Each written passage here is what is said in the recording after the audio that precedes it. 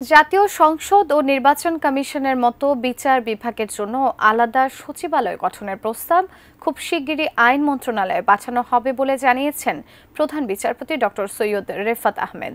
বিচার বিভাগের দুর্নীতি রোধে জিরো টলারেন্স নীতি ঘোষণা করেন তিনি। বিচার বিভাগে কর্মকর্তাদের উদ্দেশ্যে বিভিন্ন নির্দেশনা দেন প্রধান বিচারপতি। বিস্তারিত জাভেদ আক্তারের প্রতিবেদনে। শনিবার বাংলাদেশ সুপ্রিম কোর্টের ইনার কোর্ট ইয়ার্ডে আয়োজিত প্রধান বিচারপতির অভিভাষণ অনুষ্ঠানের শুরুতে জুলাই আগস্টের আন্দোলনে নিহতদের স্মরণ করা হয়। প্রধান বিচারপতি ডক্টর সৈয়দ রেফাত আহমেদ তার অভিভাষণে বিচার বিভাগের সংস্কারে কিছু প্রস্তাব তুলে ধরেন।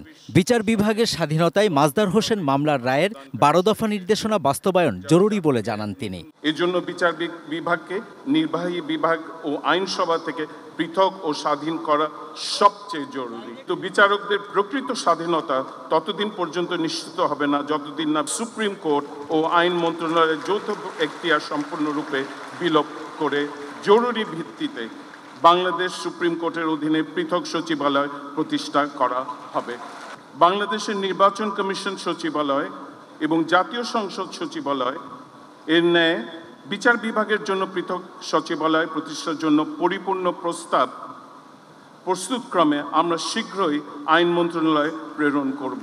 এলো ভিশন মুশকিল আসান অফার। যে কোনো ব্র্যান্ডের পুরনো ফ্রিজ নিয়ে চলে আসুন ভিশন শোরুমে আর নিয়ে যান নতুন ভিশন ফ্রিজ 20% পর্যন্ত ছাড়। 42 লাখ মামলা বিচারাধীন জানিয়ে প্রধান বিচারপতি বলেন, বিচারকের সংখ্যা কম থাকার কারণেই এই মামলার জট সৃষ্টি হয়েছে। তিনি বলেন, বিচার বিভাগে কোনো অনিয়ম ও দুর্নীতিতে জিরো টলারেন্স নীতি থাকবে তার।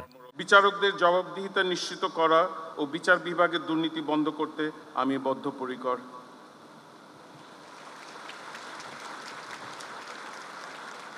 আজ আমি এই মঞ্চ হতে বিচার বিভাগের যে কোনো প্রকার দুর্নীতির বিরুদ্ধে জিরো টলারেন্স ঘোষণা করছি।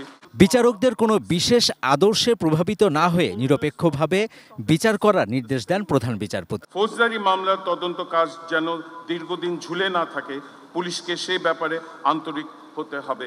বিচার বিভাগের দায়িত্ব হচ্ছে কোনো নির্দিষ্ট আইডিওলজি দ্বারা প্রভাবিত না হয়ে সম্পূর্ণরূপে নিরপেক্ষভাবে আইন অনুসারে জনগণের নিজেদের মধ্যকার বিরোধ এবং জনগণ ও রাষ্ট্রের মধ্যকার বিরোধ মীমাংসা করা অথবা রাষ্ট্রের শৃঙ্খলা রক্ষার স্বার্থে সাক্ষ্য প্রমাণের ভিত্তিতে অপরাধীকে শাস্তি প্রদান করা।